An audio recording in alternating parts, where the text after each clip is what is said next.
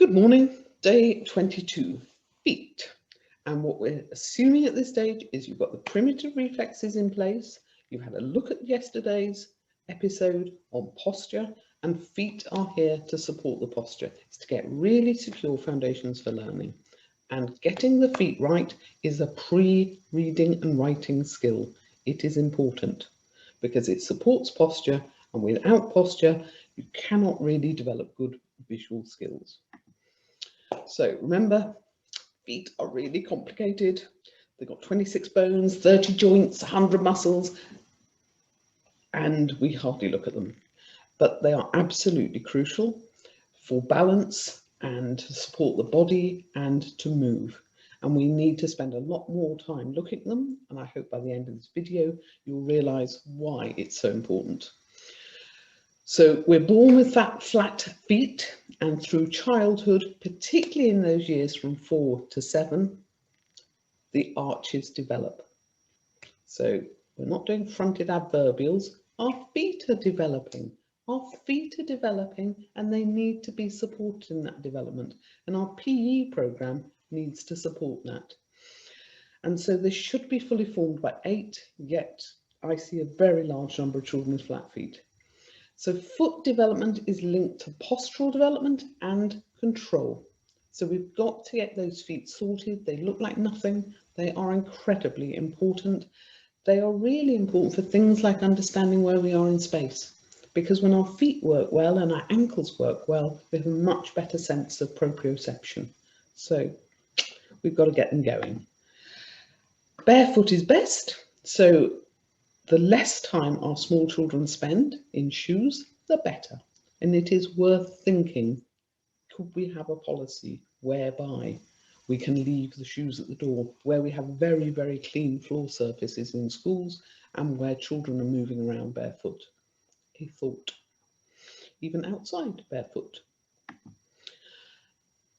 As I said at the beginning, you've got to get the basics right. If you haven't gone and checked out squash frog, you've got to, because if the body isn't in the right position, the arches can't rise because the legs are pressing down on the feet because they're at the wrong angle. It is really important that the standing gait of the human comes to a good position. And you've got to get those little hip raises going.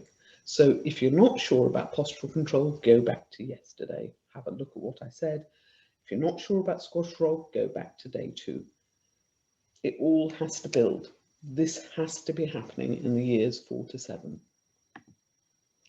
And however much you dislike it, and many people really don't like looking at people's feet, we have to look at children's feet. And I think we should be looking at them every single week, all the way through till they're 7, 8 years old, and we're really sure those feet are properly developed. And I mean seriously looking. So every week we are doing exercises with them 3, 4 times a week, looking at their ankle mobility, making sure it's working nicely, looking at how flexible their feet are. It's really important. Complex thing we keep hidden. We want to look at the arches are developing. We want to look at their walking gait and make sure it's really good.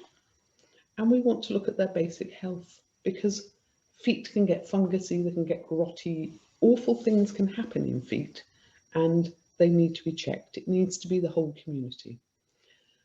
We make our parents work very long hours and then we kind of expect by a miracle they've achieved all these things with complex things like feet. I think the whole community needs to work on the feet. They're quite a hard area of physiology and they all need supporting, and everybody needs help and support because it's complex, particularly if we're going to make a generational change. So, remedial. I go into schools and I find children who have got feet and ankles which are like concrete. I meet adolescents who've got feet and ankles like concrete, and I see adults walking through my town and they really are incapable of a proper adult walking gait. Their feet are like concrete. They have no mobility. So when you start with a foot in that state, you've really got to be thinking, I've got to start massaging the lower leg, the calves. I've got to get them working.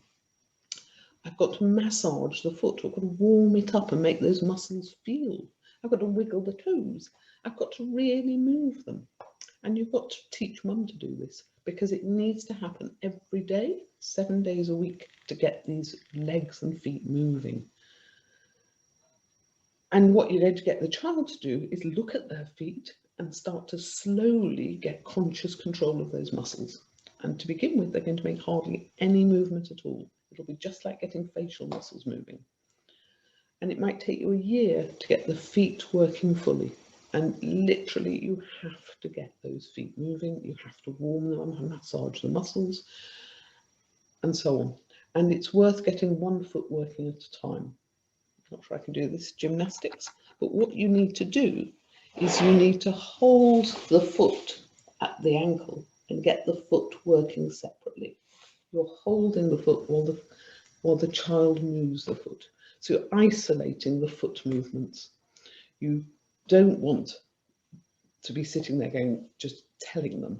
It's a very physical thing. They've got to get to move that foot. You may have to help them move it till they can consciously move it. Really, really important. It's very labour intensive. It's very boring. Once we've got the feet moving, we can start doing more interesting things with them.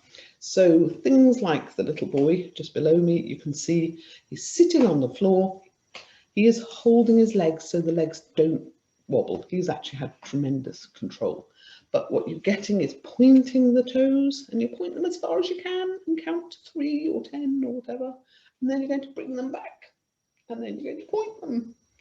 And pointing them and bringing them back is really good. And you want to look at them all the time. So you in your brain are controlling your feet. And you then want to take them in circles going one way and circles going the other way. And you're really looking at your feet, and you might start working with 1 foot at a time. You're trying to get complete conscious control over those feet. You're trying to stretch those feet as far as possible and getting all the muscles and bones and ligaments working properly together. Walking on tiptoes, though beware, there are some children who can only walk on tiptoes and they need help to come out of that. Walking heel to toe, just practicing, walking around the gym, and you can play Simon Says. And he says, you know, Simon Says, walk heel to toe. And in your school hall or gym or in the playground, you've got a line the children can walk along, heel to toe. You're practicing walking tiptoe, anything. You're doing all sorts of walking styles to practice moving those feet.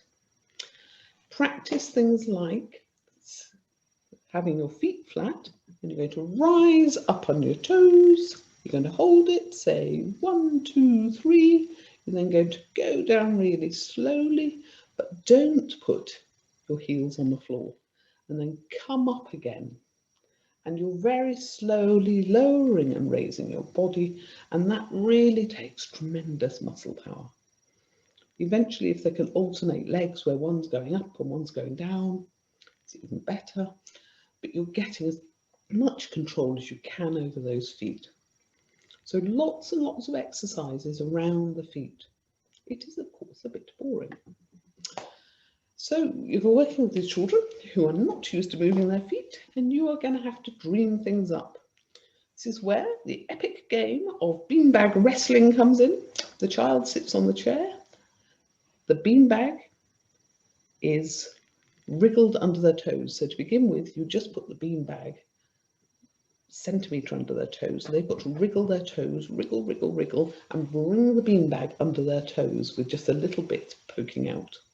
When they've got the beanbag under their toes, under their feet, their friend is going to try and wrestle it off them.